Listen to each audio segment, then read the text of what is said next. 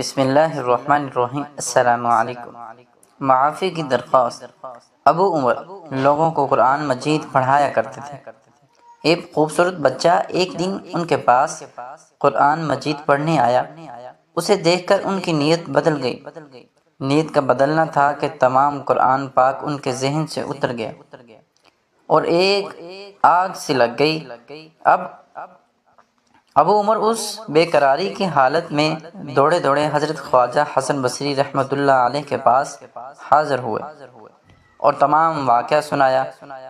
آپ نے فرمایا، حج کا وقت ہے، پہلے جا کر حج کرو، پھر مسجد حنیف میں جا کر بیٹھنا، وہاں ایک بزرگ محراب میں بیٹھا ملے گا، اس کا وقت ضائع نہ کرنا، عبادت سے وہ فارغ ہو تو دعا کے لیے اس سے التجا کرنا۔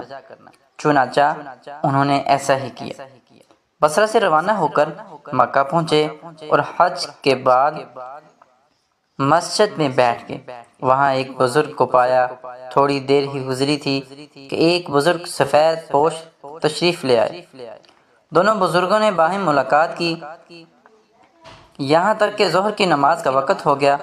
وہ بزرگ تنہا رہ گئے تو ابو عمر نے قریب جا کر سلام کیا اور تمام ماجرا بیان کیا۔ یہ سن کر وہ بزرگ بہت غمگین ہوئے اور آسمان کی طرف نگاہ کی۔ ابھی اس نے نگاہ نہ پھیری تھی کہ ابو عمر کو تمام قرآن پاک یاد ہو گیا۔ ابو عمر نے مسرت سے بزرگ کے قدموں میں سر رکھ دیا۔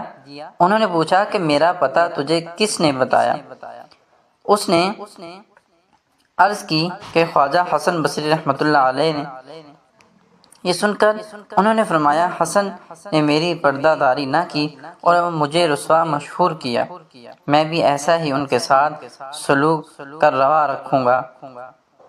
اس کے بعد انہوں نے فرمایا کہ اس سفید پوش بزرگ کو تم نے دیکھا تھا جو ابھی یہاں سے یہاں آئے تھے؟ اس نے عرض کیا، ہاں۔ فرمایا کہ وہ حسن بصری تھے جو ہر نماز سے قبل یہاں مجھ سے ملنے آتے ہیں اور واپس بصرہ جا کر وقت پر سب نمازیں ادا کرتے ہیں۔ پھر آپ نے فرمایا، جس کا عوام حسن بصری ہو اسے میری دعا کی کیا حاجت؟ ایسے واقعہ سننے کے لیے میرے چینل کو سبسکرائب کر دیں اور ایسے ٹاپک ویڈیو کہانیاں دوستوں کے ساتھ ضرور شیئر کیا کریں۔ تب تک کے لیے اجازت دیں، اپنا بہت سارا خیال رکھیے گا، مجھے دعا میں یاد رکھیے گا۔ اللہ حافظ۔